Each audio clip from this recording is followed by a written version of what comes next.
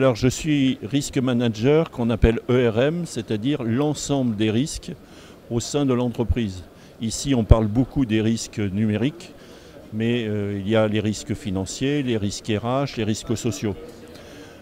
Ce qu'il y a dans une organisation, c'est qu'il y a beaucoup de gens qui travaillent sur ces domaines, souvent dans des verticalités plutôt étanches.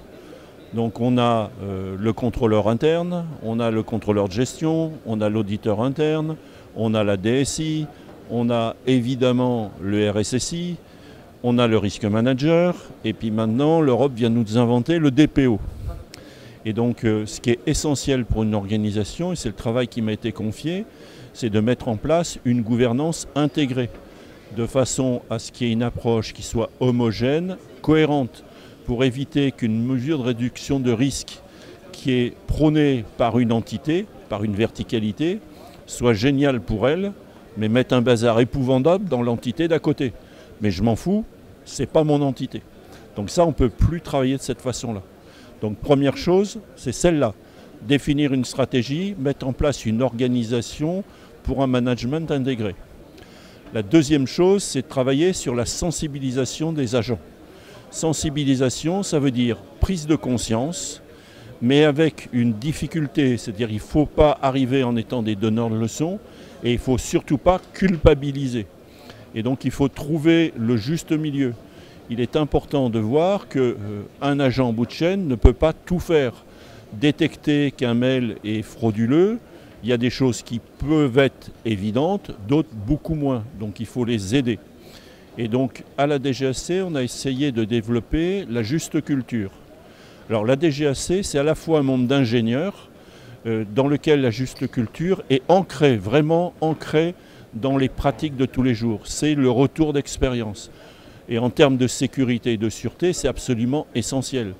Comprendre pourquoi il y a eu un incident, alors pire un accident, et quelles sont les mesures à prendre pour que ça ne se reproduise plus. Par contre, dans le monde administratif, c'est une notion de culture qui n'existe pas encore. C'est vrai que la démarche, alors j'aime bien les phrases et les expressions à l'emporte-pièce. Il y a la juste culture technique et puis il y a la blâme culture côté administratif. C'est-à-dire que l'objectif, c'est pas de comprendre, c'est de trouver le coupable. Et quand on a trouvé « c'est toi », le problème est réglé. Alors qu'en fait, il n'a rien réglé du tout. Donc le but, c'est de mettre en place un système de retour des informations, parce qu'on peut travailler en amont pour réduire les causes des risques, on peut travailler en aval pour réduire l'impact des risques, mais si on ne sait pas qu'en ce moment il y a un risque qui est en train de se passer et qu'on n'a pas de remontée d'informations, on a raté complètement l'objectif qui était le nôtre. Donc voilà ce qu'est pour moi le nouveau métier de risk manager.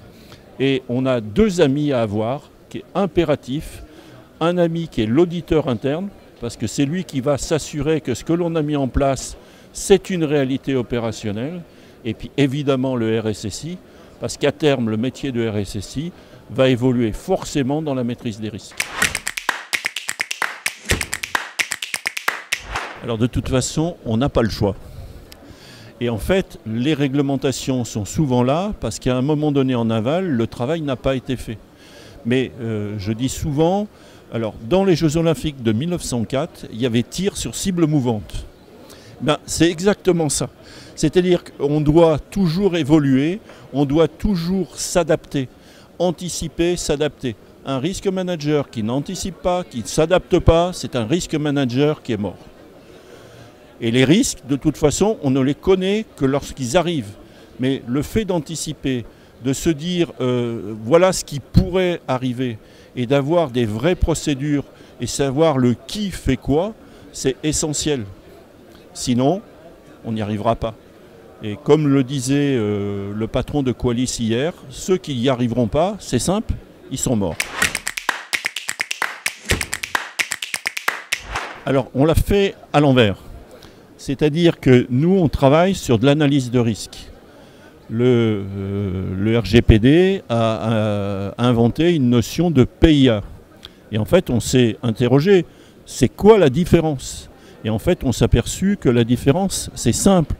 Dans nos études d'analyse de risque, il suffit d'ajouter un risque qui n'était pas, c'est l'impact sur la vie privée.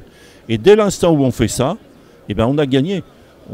Parce que notre méthodologie, elle est cohérente avec cette démarche-là. On est dans une notion de responsabilité, mais quand on regarde le GDPR, identifier, prendre les mesures et montrer qu'on fait bien ce que l'on dit qu'on allait faire. Ça ressemble diablement à ce qu'est la philosophie de la maîtrise des risques. Par contre, il est important que le risk manager soit bien différent pour moi du DPO. Parce que le DPO, il y a une notion d'indépendance, comme a l'indépendance du RSSI. Et le risk manager, il est plus impliqué dans le fonctionnement général. Et si le risk manager fait DPO, marquez, c'est pratique. Vous vous jugez vous-même, donc c'est forcément bien. Il faut regarder ce qui se fait ailleurs et ne jamais oublier que la gestion des risques, ce n'est pas un problème technique ou technologique, ce n'est pas un problème d'outils, c'est un problème de gouvernance et de stratégie. Les outils seront au service de cette stratégie, mais croire qu'un outil va remplacer la stratégie, ça c'est un échec annoncé.